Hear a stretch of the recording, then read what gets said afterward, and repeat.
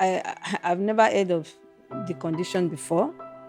I had a very nasty birth process. So the doctor induced me and the baby was not coming. So I had a ruptured uterus.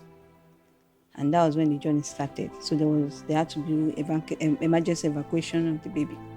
So the following morning, just found that the baby turned blue. That was the first time I ever saw such a thing.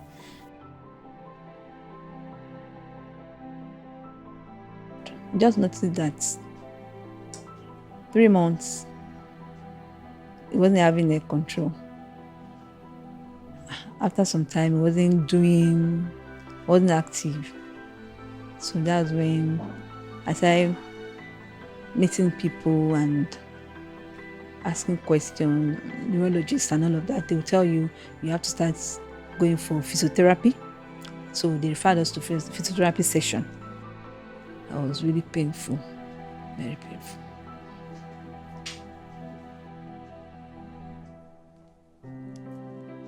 You're in an academic world, you cannot stop. You have to keep pushing because after your master's, you have certain amount of years, then you must get your PhD. So I started my program in June 2010. So afterwards, a lot of things started unfolding. August started checking. And so that thing gave me balance to be able to concentrate on my PhD. So that affected me a lot.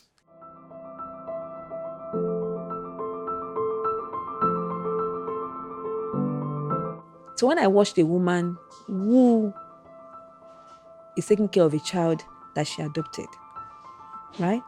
And I could see the extent of the care. That alone is a bit of confidence in that person.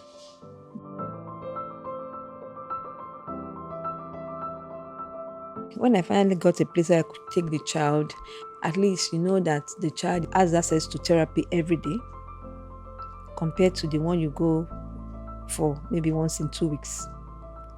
You are able to concentrate. When you go to the office, you're able to concentrate. You know that your son is in a safe place.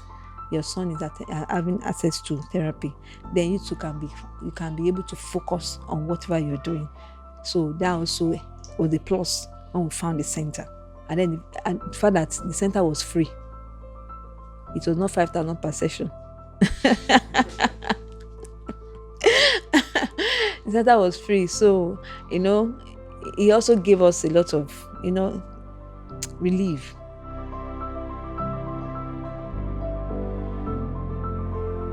CP Center is a non-profit organization dedicated to the care and management of children with cerebral palsy. Cerebral palsy is the most expensive congenital disorder to manage all over the world.